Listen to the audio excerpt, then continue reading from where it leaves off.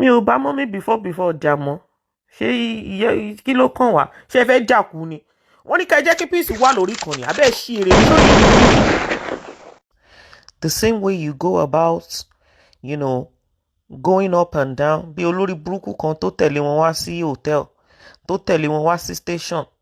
Tí mo máa wá tẹ live chat mi tó lórí burúkú ẹ máa sọ fún mi pé okay, this is what I can talk about, this is what I cannot talk about. Mo lérò pé o fẹ́ ṣorí burúkú mọ́ tara ẹ.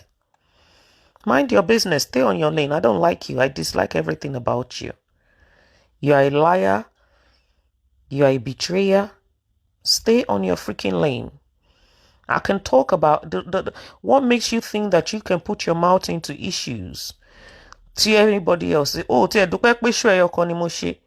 if you can put your filthy, dirty mouth into people's issues, why can't every other person put their mouth in it as well?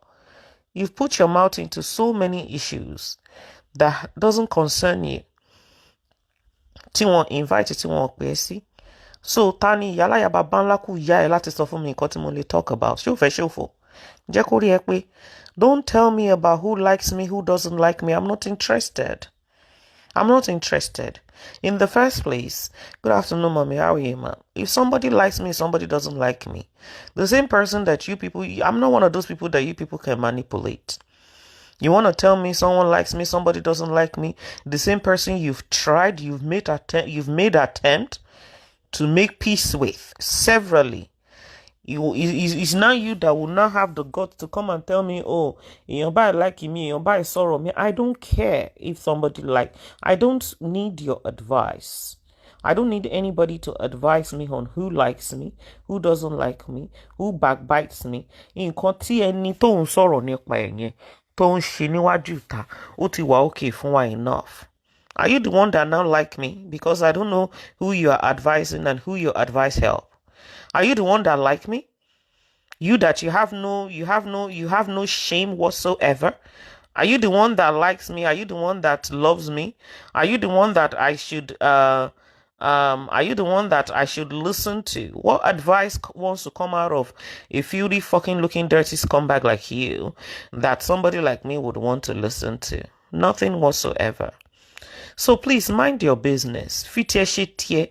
Do whatever you want to do on your platform, manipulate people, lie to people. There are some of you that there is literally nothing you see on social media that somebody like me will ever, take serious. I'll just look at you like, oh, please, this person has done this and done that to me before. Why should I believe anything that is coming out of them? You all are shouting yes about this, yes about she's not terrible like you are. She's not an horrible person like you are. She has human feelings. She's a mother. She's not heartless like you are. Some of you are just heartless. What do you expect? You people shouting, have I not abused my Mesabot before? Has my Mesabot not equally abused me before? So what makes you think that you can come and advise me? Professional. Keep your stupid advice to yourself.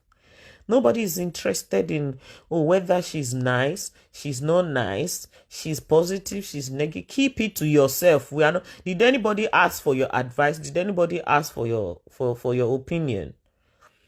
Is it your life? It's not your life. If somebody is doing adverts, advert Tani advert oshi. Tani advert rada. Advert to man. Ọlọ́run ló tẹ ẹ̀yọ wátàwọ̀ dá sí advert oshi. Wọ́n bá máa pariwo orúkọ Olúwa ẹ̀ lẹ́ni báyìí sìn. Ori. Nobody can pariwo orúkọ mi because I didn't do advert olè. Mi ò ṣe advert scammer. Àbí mi kí n ṣe advert scammer ni. No, mi ò ṣe advert scammer. So keep your fucking shit to yourself. Don't include my name in any nonsense chat of yours. Because I don't think I've ever referred to you on my platform. Àtẹ̀yìn yóò ṣì yáwèrè ẹ̀yin professional idiots. Tó jẹ́ pé orí social media ẹ kàn wá ń bẹ̀ láti máa fi ṣòṣì orí burúkú. Ní rònú ẹ̀yin tẹ́ ti dàgbà tẹ́ ti wọ retirement age. Tó yẹ kó lórí burúkú yín wá bí kọ́kẹ́ lọ ṣòṣì dànù sí. ẹ máa pariwo òṣì, ẹ máa ṣe. Tẹ́ bá fẹ́ ṣe àwọn chat yín, can you people do your chat without mentioning my name? Must you do your chat and mention Dorcas' name? Tẹ́ bá ti dárúkọ Dorcas, olórí burúkú yín ò ní nísinmi. Ṣé mi wà nínú àwọn tẹ́lẹ̀ manipulate or tẹ́lẹ̀ forí ẹ̀gbá rí? Olórí burúkú yín, ẹ máa pariwo Esabod, ẹ máa pariwo Esabod all the time. At the end of the day, aláyé bàjẹ́ ara yín, ẹ máa wá tẹ́ ṣe fẹ́ ṣe peace with the same person. Ẹ máa wá bẹ́ẹ̀ ṣe fẹ́ ṣe peace with the same person that you are shouting and screaming her and you are fighting all the time. Ẹ lọ máa wá tẹ́ ṣe fẹ́ ṣe peace pẹ̀lú ẹlẹ́yìn. Ẹni tí ò bá ti ní problem pẹ̀lú wọn, ẹ wá tẹ́ ṣe fẹ́ mórí ẹ̀ tẹ́ ṣe fẹ́ fi gbára wọn. Please mind your business. Mind your business. I don't care what anybody did or said about me. When you wanted to display your madness and your stupidity, did you not come and meet me at my hotel? Did you not come to the station and be laughing and be doing all sorts of ori buruku to wale ayewashi? Of course you did. Which means that you, nile aye, bile aye, she fe baje. So what makes you think you can give me advice now? If Mama does anything to me, if she talks about me or whatever, doesn't she have the right to? When they took her to court, did I not go there? And so what if she laughs, if she does anything? Mind your freaking business. She did that the first time because she had a flashback of what happened between myself and herself previously. And the second time what happened, she proved you all wrong. She showed you what it feels like to be a mother. I'm the one that spoke to her. I'm the one that knows how she felt. I'm the one that knows how she was so passionate about Dorcas. Not Olori Buruku ni. Efi tinyi shi tinyi abe yawere ni. Sholori Buruku ni. Sholori Buruku shi. People can fight. People can have arguments. If later on they decide to, so okay, they decide to move on, let them move on. Ẹ̀yin lẹ wá sórí social media tẹ́ fẹ́ jákù tó jẹ́ pé tẹ́ bá ti tẹ live chat ọkàn yín ò ní balẹ̀. Tẹ́ bá ti tẹ live chat ẹ ní sinmi. Tẹ́ bá tún rí ènìyàn lórí kíní ẹ tún máa sunkún ni. Ṣé wọ́n ṣépè fún yín ni? Yes, Esabod is 100 million times better than you. Àtẹ̀yìn olórí burúkú àgbà òṣì àgbà rédèrèdè àgbà rádaràda tẹ́ ń fi old age tẹ́ fi ń ṣe fracas orí burúkú lórí Facebook tẹ́ ń pariwo àwọn ọmọ tó wà lábẹ́ wọn. Mind your, stay on your lane for God's sake. Can't you people just mind your fucking business? I am so shocked as well that Sister Yinka TNT can be fighting Mama Esabod today. Wow, I'm really shocked. You know what, yeah? Don't follow what people tell you on social media. Just follow your heart. Use your brain and follow your brain only. I'm really shocked that Sister Yinka TNT can click on her live chat and she can be cursing and fighting Iya Ibadan. I remember when me and Mama used to fight. This is the same person that used to call me almost every day. Hello, Dorcas, stop now. Hello, Dorcas, don't do this. Hello, Dorcas, don't do that. And if Timoba Paramoyi Kolon Bako Shedajo, this is the same Sister Yinka TNT that used to talk bad about all of you. Oh, that she can never have anything to do with this. She can never have anything to do with that. Today, what is happening is they are the same people that she's loving today and romancing. So I'm very shocked. I'm really, really shocked, to be honest, that she can now come out today and be shouting, give advice. Don't advise anybody. Keep that to yourself. You all are just fake. I don't like fake people. Do you know how many times Sister Yinka TNT used to call me on the phone? I was really shocked to see the show she did. Because all of you that, she used to be against, she's loving all of you now. So if Dorcas decides that, oh yes, if Dorcas decides that she's not having issue with Mama,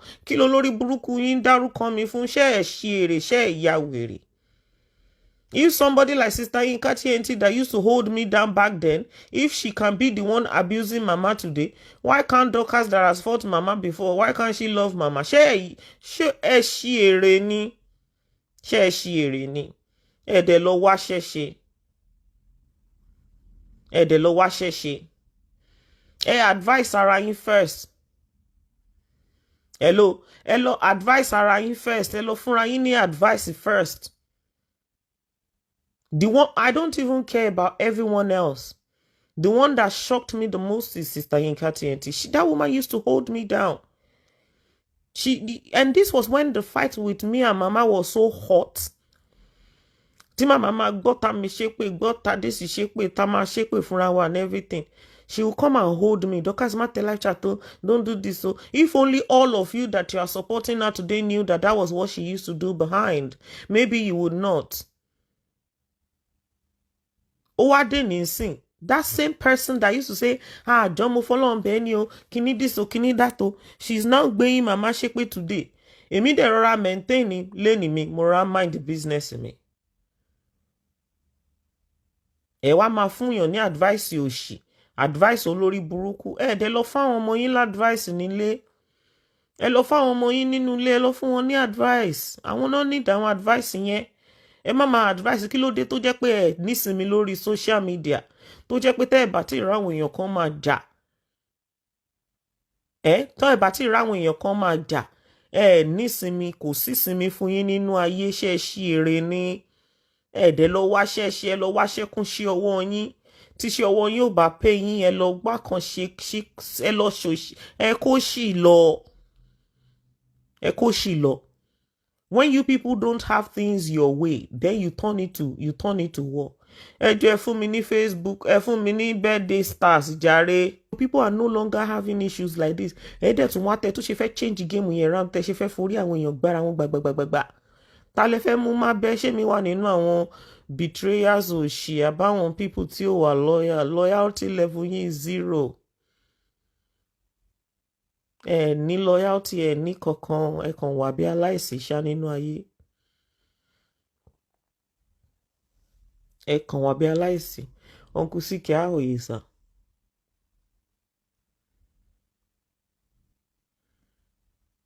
Wọn kọ́ má tiẹ̀ fún mi ládvice òṣì, mi ò fẹ́ advice olórí burúkú. Mi ò fẹ́ kéèyàn advice mi. Màmá ò dá, a máa rí bí màmá ṣe dúró. A dẹ̀ rí bí màmá ṣe dáadáa nígbà tí òun ló fi ṣe òfun tó fi bu nígbà yẹn tó wá ń bu ní dìsẹ́. Kí ló kàn yín? Ta ló gbẹ́nu yín sọ̀rọ̀? Ẹ̀ẹ́dẹ̀gbẹ́nu rúnrún òṣì sọ̀hún. Ẹ̀ẹ́dẹ̀gbẹ́nu wèrè lọ. Màmá ò bá ṣe ṣó fún mi àǹso. Ta ló need advice yín? Ṣé mo béèrè advice lọ́wọ́ yín ni? Ṣé mo ní kẹ́ advice mi ni? Àbí mo sọ fún yín pé ṣé òtán ṣe yẹn, mo sọ fún yín pé ó ta mí lára àbójú mi? Àbí kí ló kàn yín pẹ̀lú ọ̀rọ̀ ayé tèmi gan sẹ́ẹ̀fún? Ṣé bẹ́ẹ̀ láyé tiyín? Why tí mi ò lè sọ̀rọ̀ nípa nǹkan tó bá ń lọ lórí social media? Ṣé fẹ́ ṣòfò ni? Ṣé ẹ̀yà wèrè? Sórí yín ò burú? Nǹkan tó mẹ́yìn tẹ́yìn lè gbẹnu sí, kí ló dé tèmi ò ní tẹnu bọ̀? Ṣé ẹ kẹ́yìn jókòó wèrè síbẹ̀ fàkíàfàkíà bí olórí burúkú táyé ẹ ti bàjẹ́? Kẹ́ gbẹ́nu sí nǹkan tí ò yẹ kẹ́ gbẹ́nu sí. Irọ́, ẹ̀yin ò bá gbẹ́nu sí, àwa tó kò bá máa wò bí dọ̀dẹ̀ ń sìn ní abẹ́ ìyá wèrè. Wọ́n náà jalè lórí social media, ẹni ká má pariwo olè síta. Páwọn èèyàn láwọn ò rí kíní gbà. One of PS Homes and Properties customer tó jẹ́ one of his biggest customers sent me messages on WhatsApp. If I decide to keep quiet, I just decide to keep quiet. Ẹni yẹn purchase ilẹ̀ over 60 acres with receipt and everything that was sent to me, and so many voice messages. I just decided to just be watching. How can you take so much money from people? Some of you want to support bad behavior. Some of you, followers that will just stay with you permanently. The only followers some of you have are followers that are fracas followers. They are just there because they want to fight a particular person. That's why some of you don't have integrity. You don't have it. Integrity is far, far, far away from you. ìmí ni ẹ ní integrity ẹ ní àwọn èèyàn respect yín, wọn respect opinion yín. That's why it's so difficult for you to build your own platform. Tẹ́lẹ̀ sọ pé thank you for the star, sister Senat, thank you sis. Because they know that you people you are not reliable. Wọ́n mọ̀ pé ẹ wà reliable, ẹ ní ẹ wà consistent with everything that you do. Ẹ máa ṣe ṣége, ẹ ní integrity. That's why they love to listen to some of us. Like, do you know what? I would rather listen to what Dorcas has to say because they know the integrity is there. I will see. Yeah, sister Bodasi kì í gbèdé o, wọ́n gbèdé. Ọlọ́run ló ní tẹ live chat Bodasi kì í ti gbèdé, wọ́n gbèdé. Olúwa máa róúnjẹ gidi jẹ lénìí. Ọmọ ìjọ wa lọ bá mi rẹ̀kọ́ àti mọ́ẹ́mọ́ẹ́ wá, wọ́n ti fún mi Insta tí máa fi sáré rẹ̀kọ́. Wọ́n ti fún mi Insta tí máa fi ẹ̀kọ́ àtàkàrà ni o. Láyé bá mi rẹ̀kọ́ àtàkàrà, wọ́n ti fún mi Insta tí máa fi jẹ ẹ̀kọ́ àtàkàrà ó jàre. Á ganu sí. Olórí burúkú kan wá sọ fún mi tí mo lè ganu sí àti mo lè. Ìwọ ṣe ganu àtòbò sí. Ó gbóbo wèrè, ó gbé jókòó sórí àgámbẹ̀ yẹn, ó ganu sí, ó sọ̀rọ̀ lé lórí. Gbogbo ẹni tó bá ní kí n má sọ̀rọ̀, òun lọ́lọ́run máa bá mi yọ kúrò nínú ẹgbẹ́ tí ò ní rọ́rọ̀ sọ. Tí mo bá ti dákẹ́ ẹ̀dẹ̀ ra ṣe fi mí lẹ́nà kẹ́ẹ̀kan fi mí lẹ̀ kí n kàn mind bí kẹ́ ẹ̀ wò pé kí ó ti dákẹ́ ẹ fi ilẹ̀ bó ṣe wà yẹn má ti ẹ̀ dá tiẹ̀ sí o. Àbúlórí burúkú lélẹ́yìn ni. Ṣé lè ya wèrè ni? Kí ló mú ẹ tó ganu wá station? Kí ni nǹkan tó fà tó ganu wá hotel mi tí Dọ̀kásì òfin ní ganu sí? Olóṣì.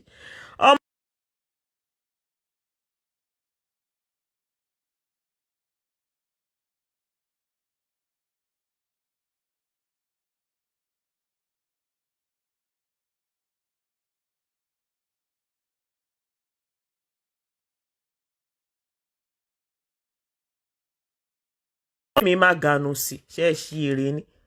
Má advice mi jọ. Tó bá ní problem pẹ̀lú èèyàn, face ẹni yẹn, kò sí wàhálà, wá ń wo gbogbo bó ṣe ń lọ. O rí bí mọ́mí àti dọ́tà before bó ṣe ń dùn. Mo ti ń gbádùn mọ́mí before. Mi ò bá mọ́mí before jà mọ́. O donation àbá mọ́mí before jà mọ́. Torí mo ti ń gbádùn àwọn show tó ń lọ. Kí ló kàn mí pẹ̀lú pé ẹ̀ ń bára yín jà? Mi ò bá mọ́mí before jà mọ́. Ṣé kí ló kàn wá? Ṣé ẹ fẹ́ jà kú ni? Wọ́n ní ká jẹ́ kí peace wà lórí ìkànnì. Abẹ́ ṣí èrè ní sórí irú ni. Wọ́n ní ká jẹ́ ká gbọ́ràn, kò sọ̀rọ̀ kankan, ọ̀rọ̀ òṣì ló kù lẹ́nu yín. Ẹ̀yin kan wà ń bẹ̀ ń bọ́ sí tẹ̀ ń support ẹni tán ló jà àwọn èèyàn lólè. O donation àbá mọ́mí mọ́mí wọn before àbá wọn jà mọ́. Ẹ má bá màmá before jà mọ́. Wọ́n ń fún wa lẹ́ entertainment tó gbá ski lórí ìkànnì. Wọ́n fún wa lẹ́ entertainment lọ́wọ́lọ́wọ́ tó gbá ski. Ní problem pẹ̀lú mọ́mí before àti iṣu ẹ má dárúkọ mi, má forúkọ mi sí. Má dárúkọ mi sí olórí burúkú yín. Àwọn ìgbà tó ń bó lórí burúkú yín bá màmá jà ńgbà yẹn inú yín ń dùn. Ẹ ń gbádùn, ẹ máa send message lórí WhatsApp. Kárí ọmọ mi, ó ṣe ọmọ mi, thank you my daughter. Èèyàn lòun ò jà mọ́ olórí burúkú yín, ẹ̀dẹ̀ kó àwọn ọmọ yín síta kẹ́ ní káwọn ọmọ yín tẹ live chat. Abẹ́ ti ṣí èrè. Olórí burúkú wọn gbogbo gbà yẹn àwọn náà máa ṣe má bá gbàlagbà jà. Sister Yinka tí àǹtí ṣọ́ọ̀kì mi o. Àǹtí yẹn máa pè mí, wọ́n á fẹ́ pè mí. Tó bá rí mi tí mo bá ń bá màmá jà tí mo bá stop Sister Yinka tí àǹtí ló wà nídìí ẹ̀. Àṣé Sister Yinka tí àǹtí lè ṣe kíni? Àṣé wọ́n lè tẹ live chat. Lórí Facebook kan máa báyìí rí jà. Ó lẹ́tí kẹ́ ó kọjá rádaràda. Wàláhì mi ò believe ẹ̀. Àwọn caution tí Sister Yinka máa ń fún mi gbà yẹn mi gan máa ń wò pé wọ́n love màmá yẹn débi pé tẹ́ bá rí tí màmá tẹ́ anybody ń bá màmá jà gbà yẹn tẹ́ni tán bá stop by Sister Yinka tí àǹtí ló wà ní òun ló lọ pẹ́ nìyẹn pé John tó lọ lọ́hùn mama is this mama is that. Kí ló ṣẹlẹ̀ lẹ́nìí sìn? Wọ́n bẹ̀rẹ̀ sí ní tẹ live chat Dọ̀kásì má ṣe bẹ́yẹn o. Wọ́n ṣe kinní kan fàgbàlagbà, mo fọlọ́n bẹ́ẹ̀ ni o. Kinní kan kìrìkan. Kí ló ṣẹlẹ̀ lẹ́nìí? Àwọn náà tẹ live chat lẹ́nìí sìn tán bẹ̀rẹ̀ sí ní gbé màmá ṣépè tán bẹ̀rẹ̀ sí ní ṣe. Mo rí show kan tán ṣe náà nígbà tí mo wà Nàìjíríà tán láwọn méjì kan làwọn ò lè forgive lórí social media. Ó dà pé wọ́n ní èmi àti màmá. I have never abused that before. And I have no intention of ever fighting her. I've never abused Sister Yinka TNT other than King. So the way I feel, if she does anything wrong, I'll just say, okay, wow, you did this, you did that. I've never fought her before, never abused her before, never had issues with her before. But I'm shocked that she can actually put Facebook live chat on. Gbé àwọn ọmọ màmá ṣe pé gbé nígbà tí Lizzy Anjorin gbà yẹn tó ń gbà àwọn ọmọ ṣe pé tí mo ṣe iṣẹ́ ẹyọ kan tèmi náà ṣe dá padà ti tèmi tí Sister Yinka TNT pè mí tí mo sọ fún wọn pé ṣé ẹ rí bí ẹ̀yin ò rí jọ́ tó gbà àwọn ọmọ tiwa ṣe pé ni ẹ rí jọ́ yẹn tán gbà àwọn ọmọ tiwa ṣe pé ẹ gbọ́ èpè tó ń ṣẹ́ fọ́ta àwọn ọmọ tiwa ẹ gbọ́ náà ìgbà ẹni ọjọ́ ẹni mo ti wò pé no I can't believe this auntie can do this. That everybody saw how she was doing ritual every night for people's children. Just one time somebody replied, and then you pick up the phone, you called, pretending as if you didn't see what was happening before.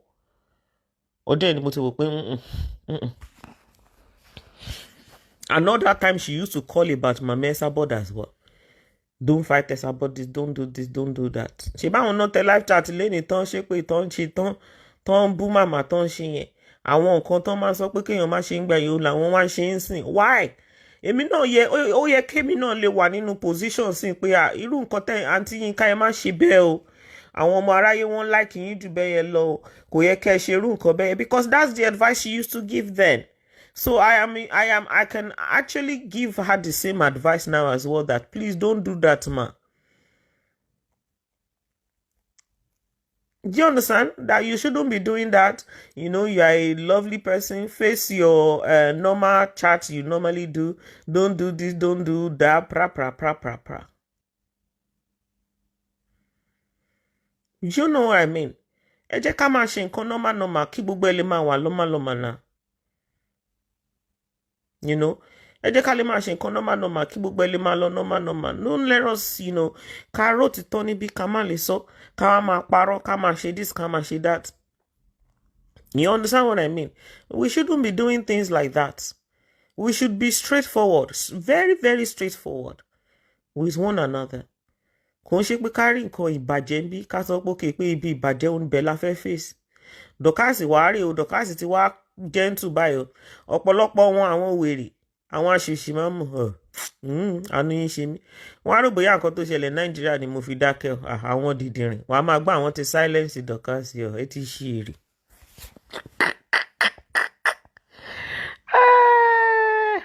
Àwọn aṣèṣì máa ń mọ̀. Ọ̀rọ̀ yìí máa ń pa mí lẹ́rìn gbà mí ọlọ́. Kò burú, òun náà ni. Àbẹ́rẹ́ rí pé gallant gan. Gallant gidi gan. In fact,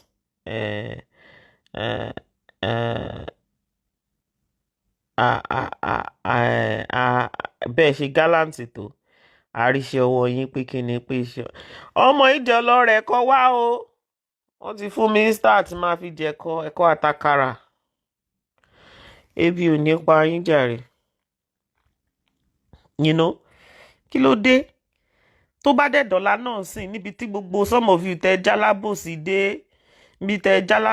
Torí ẹni somebody needs to use their brain nínú 2025 òtàwà.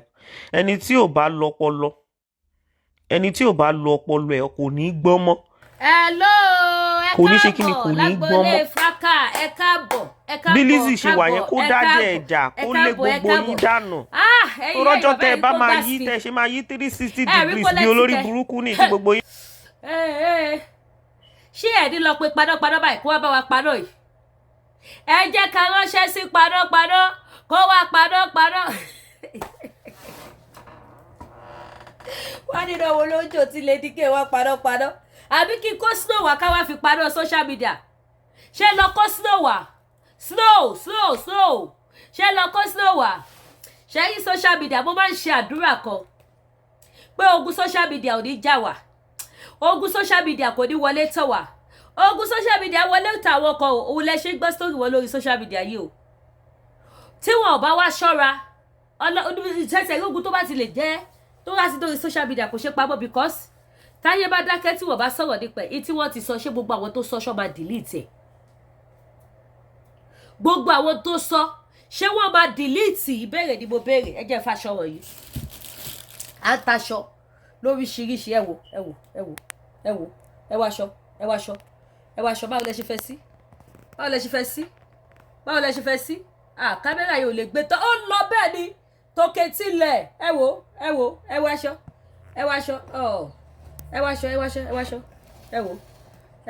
aṣọ lẹ wò sálẹ̀ yìí aṣọ skirt and blouse àwọn fáìfáì àdìrẹ ṣe ti rí wọn báyìí ṣe ti rí kámẹ́rà ò lè gbé tán ó sì lọ fàmìyà bẹ́ẹ̀ ó sì pọ̀ tẹ́ bá gbọ́ pé ó pọ̀ jaburata wàláì ó sì pọ̀ jaburata aṣọ lèmi tà bíbẹ̀ wá ra aṣọ ẹ wá làwọn aṣọ tó fàì àwọn àdìrẹ kàpálà àkàrà lace damask oh my god tí bá ń gbọ́ tí àwọn aṣọ tí mo ní bíbà yìí èmi gan fúnra mi gan orí mi máa ń wú ní pé oh my god ẹ wá ra aṣọ ẹyẹ kan rárá kọ yín bójá méjì bójá mẹ́ta ìjù sínú wardrobe any day tẹ bá ní event tẹ bá invite yìí sábẹ fẹ́ lọ ayé fẹ́ lọ sẹsẹlátù ẹ fẹ́ lọ church ẹ kàn ra ṣí wardrobe ẹ ra bùkọ yín sára let's go di àwọn ẹmọ àwọn ní pé ìgbà wo lẹ ra aṣọ yìí àti bó lẹ ti ọ̀dà ẹ̀ dẹ̀ máa sọ fún pé àtọ̀dọ̀ baby of Yorùbá nation mà lẹ ti ọ̀dà ẹ̀ ó ṣú ọ ní gàrà ẹ̀ ní aṣọ lọ́wọ́ Lady K kọ́ mà bí yín pé bó lẹ ti ọ̀dà ẹ̀ fún dáadáa wọn ò ní rí aṣọ yẹn bara jẹ́ wọn ò ní rí lára yín kọ́ banújẹ́ àbí sọ̀sọ́kúsọ ọjà bí ò wọ́n bí o bá wọn ṣe kò gbà àlùbáríkà lójú ó dẹ̀ quality